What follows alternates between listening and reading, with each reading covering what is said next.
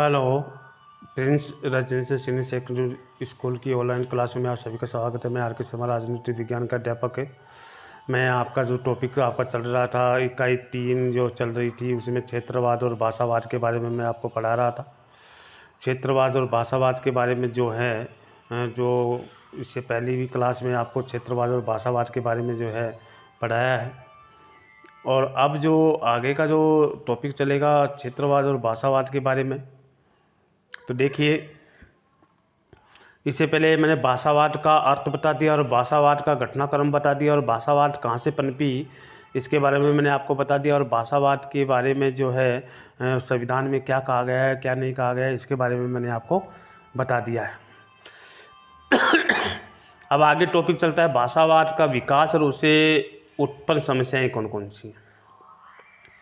स्वतंत्रता के बाद भारत में भाषावाद को बढ़ावा मिला और उसे अनेक प्रकार की समस्या भी उत्पन्न हुई, और वो कौन कौन सी हुई।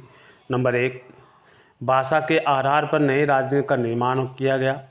समय समय पर आंदोलन हुए और सन 1956 में भाषा के आधार पर राज्यों का पुनर्गठन आयोग बनाया गया। तो देखिए, सबसे पहले जो ये होता है कि भाषा के आधार पर राज्यों का सबसे पहले 1956 माने 1953 में जो है आयोग की स्थापना की गई और उप अधिनियम लागू किया गया 1956 में। तो सबसे पहले जो भाषा के आधार पर राज्य बनने वाला है वो है आंध्र प्रदेश।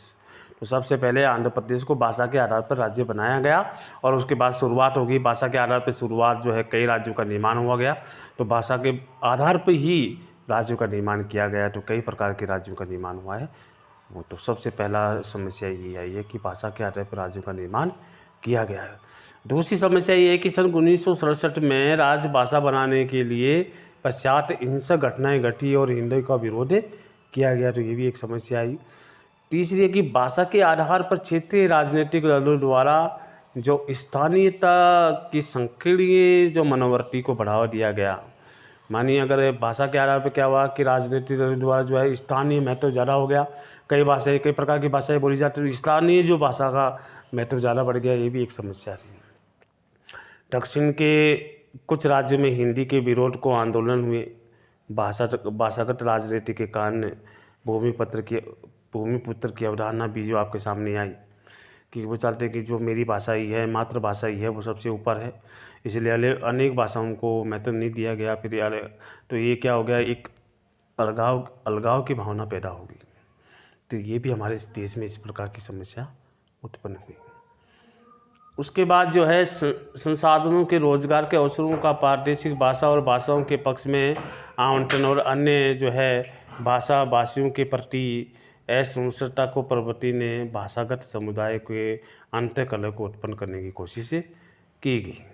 तो देखिए, संसाधनों को बांटा गया, रोजगार भी बांटे गए, रोजगार भी बढ़ गए। जो अगर प्रादेशिक भाषा को अगर महत्व दिया जाए तो रोजगार भी जो है उस भाषा के अनुसार ही पनपेंगे। तो ये भी हमारे सामने समस्या है। इसलिए एक भाषा होनी चाहिए और सब व्यक्ति को जो है रोजगार ताकि आसानी से मिल सके। तो ये भी हमारे भारत में सबसे बड़ी समस्या मानी जाती है। आप कहें कि समस्या का समाधान किस प्रकार किया जाए, तो भाषा की समस्या के समाधान के लिए क्या क्या उपाय किए जाए। तो सबसे पहले उपाय जो है हिंदी भाषा का प्रसार किया जाए। तो ये सबसे बढ़िया माना जाता है कि एक ही भाषा का रखा जाए। और भारत हिंदू है और हिंदू माने हिंदी जो भाषा है भारत में 80% से ज़्यादा बोली जाती है। तो हमें प्रचार करना चाहिए हिंदी भाषा का, अधिक से अधिक प्रचार करना चाहिए, ताकि जो इस प्रकार की समस्या जो आ रही है, भाषावाद की जो समस्या आ रही है, वो एकदम समाप्त हो जाएगी। भाषावाद की समस्या को हल करने के लिए आवश्यक है कि भारतीय संघ के संपूर्ण राज्य में हिंदी भाषा का प्रसार किया जाए और कई तरीके से संपन्न किया जाना चाहिए, जिससे इस समस्या का निदान हो सके। हर कार्य में, हर रोजगार में, हर कार्यालय में जो है भाषा का प्रभाव बढ़ाया जाए, जिससे समस्या अपने आप दूर हो जाएगी। अगली जो समस्या है उसका समाधान है वो है राजनीतिक और संकीर्णताएं समाप्त करना। जो राजनीति पनप रही है भाषा के आधार पर, किसी प्रकार के आधार पर जो राजनीति पनप रही है, उस राजनीति को दूर किया जाए। इसलिए जो राजनीति भाषा के आधार पर बनाई जा रही है, प्रादेशिक आधार पर बनाई जा रही है, स्थानीय आधार पर जो बनाई जा रही है, उस भाषा को, उस राजनीति को समाप्त कर देना चाहिए कि जो स्थानीय आधार पर, भाषा के आधार पर राजनीति की जा रही है। क्योंकि अगर अपने देश को एकता के सूत्र में बांधना है तो हमें भाषा के आधार पर राजनीति नहीं करनी चाहिए। तो जो भाषा के आधार पर जो राजनीति है उसको समाप्त कर देना चाहिए, ताकि जो समस्या है वो अपने आप ही समाप्त हो जाए। इसलिए भाषावाद की समस्या को सुलझाने के लिए ज़रूरी है राजनीतिक संकीर्णता को समाप्त करना। जो राजनीति भाषा को आधार मान करके राजनीति करती है, तो सबसे पहला ये चीज़ें हैं कि भाषा को अगर दूर करनी है तो हमें राजनीति की संकीर्णता को समाप्त करना होगा, जो भाषा के आधार पर बनाई गई है। जो हमारे सामने समस्या आ रही है, तो भाषावाद की समस्या को सुधारने के लिए हमारे पास बहुत ज़रूरी है राजनीतिक संकीर्णता को समाप्त करना, ताकि राजनीतिक नेता अपने निजी स्वार्थ की पूर्ति के लिए जनता के हितों के साथ खिलवाड़ नहीं कर सके। इसलिए राजनेता क्या करते हैं, अपने स्वार्थ के लिए लोगों को भड़काते हैं, भाषा के आधार पर जनता को एक दूसरे से लड़वाते हैं। इससे क्या है, हमारे देश की अखंडता जो है वो नष्ट हो जाती है, हमारे देश की एकता है वो बिखर जाती है। तो इस प्रकार की समस्या नहीं आनी चाहिए। इसलिए हमें क्या करना चाहिए, दूसरा उपाय है या दूसरा सुझाव है कि हमें राजनीतिक संकीर्णता यानी सोच को, छोटी सोच को समाप्त कर देना चाहिए। हमें ये धारणा बनानी चाहिए कि हम हिंदू हैं, हिंदू ही हमारी भाषा है, हिंदी हमारी भाषा है, ताकि हमारे देश को एकता के सूत्र में बांधा जा सके। तो देखिए, मैंने आपको जो टॉपिक आज शुरू करवाया है, भाषा का विकास और उससे उत्पन्न होने वाली समस्याओं के बारे में मैंने आपके सामने जिक्र किया है, आपके सामने मैंने इसको एक्सप्लेन किया है। तो भाषावाद के जो समस्या है उनके बारे में मैंने आपको बता दिया कि भाषावाद की कौन कौन सी समस्याएं सामने आ रही है, कौन सी समस्याएं उत्पन्न हो रही है, उसके बारे में मैंने आपके सामने चर्चा की है।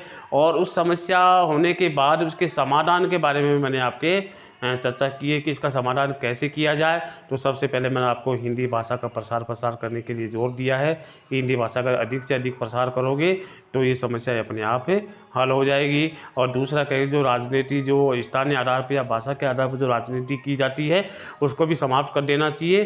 तो इस प्रकार जो है भाषावाद की समस्या अपने आप दूर हो जाएगी।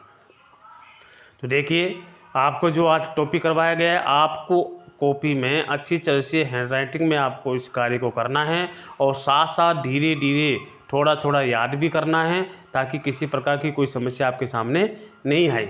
और अगर किसी प्रकार की फिर भी अगर कोई समस्या आती है तो आप मेरे से मोबाइल नंबर पे बात करके इस समस्या का समाधान निकाल सकते हो, या समस्या का समाधान आपका तुरंत होगा, आप मेरे से कांटेक्ट कर सकते हो। अगर आपको किसी प्रकार की कोई समस्या आ रही है, या शब्द समझ में नहीं आ रहे हैं, या कोई लाइन समझ में नहीं आ रही है, या कोई पॉइंट समझ में नहीं आ रहे, तो आप मेरे से संपर्क कर सकते हैं। मैं आपकी समस्या का समाधान तुरंत करने की कोशिश करूँगा। तो आज जो मैंने आपको टॉपिक करवाया है वो टॉपिक जो है इम्पोर्टेंट महत्वपूर्ण टॉपिक है। आपके पास बड़े निबंधात्मक क्वेश्चन 4 नंबर के क्वेश्चन इसमें बनते हैं और हमेशा पूछे जाते हैं, हर बार पूछे जाते हैं। तो विशेषकर ध्यान रखें, इन लेसनों को आपको अच्छी तरह से हैंडल करना है, अच्छी तरह से पढ़ना है, ताकि समस्या आपके सामने नहीं आए। समस्या जो भी आए उसका समाधान तुरंत कर लिया जाए। इसलिए इसका समाधान एक ही है कि विद्यार्थी को ज़्यादा से ज़्यादा पढ़े, ज़्यादा से ज़्यादा मेहनत करें। घर पे आपके पास है, किसी प्रकार कोई काम आपके पास नहीं है, आप ज़्यादा से ज़्यादा पढ़ने की कोशिश करें, ज़्यादा से ज़्यादा जो है कार्य करें, ताकि आपकी 12वीं क्लास की पढ़ाई जो है व्यर्थ नहीं जाए और आपको अच्छी तरह से जो है अच्छे अंक आने की संभावना ज़्यादा हो। इसलिए समय का सदुपयोग आप अच्छी तरह से करें। अगर आप समय का सदुपयोग अच्छी तरह से करेंगे तो आपके पास किसी प्रकार की कोई समस्या नहीं आएगी। तो अगर किसी प्रकार की समस्या फिर भी आपके सामने आ रही है तो आप मेरे से कांटेक्ट कर सकते हैं। राजनीति विज्ञान की किसी प्रकार की कोई समस्या आ रही है तो आप मेरे से संपर्क कर सकते हैं। मैं आपकी हर समस्याओं का समाधान करने की कोशिश करूँगा। इसलिए विशेषकर ध्यान रखिए, पॉलिटिकल साइंस में अच्छी तरीके से जो मैं आपको नोट्स करवा रहा हूँ, अच्छी तरीके से जो आपके पास मैं जो नोट्स की जो 2 पेज भेज रहा हूँ, उस कॉपी को, उन पेजों को आपको अच्छी हैंडराइटिंग में कॉपी के कार्य आपको करना है। किसी प्रकार की कोई समस्या है तो आप मेरे से संपर्क कर सकते हैं। आज की क्लास में इतना पढ़ाया जाएगा। आगे जो भाषावाद की समस्या के समाधान के और पॉइंट हैं वो आगे की कल की क्लासों में आपको आगे जो तीसरा पॉइंट है, चौथा पॉइंट है, आगे की क्लास में आपको करवाया जाएगा। और फिर भी किसी प्रकार की कोई समस्या है तो आप मेरे से संपर्क कर सकते हैं। आज की क्लास में आपको इतना ही पढ़ाया जाएगा और कल जो है इसका समाधान और बताया जाएगा। जय हिंद।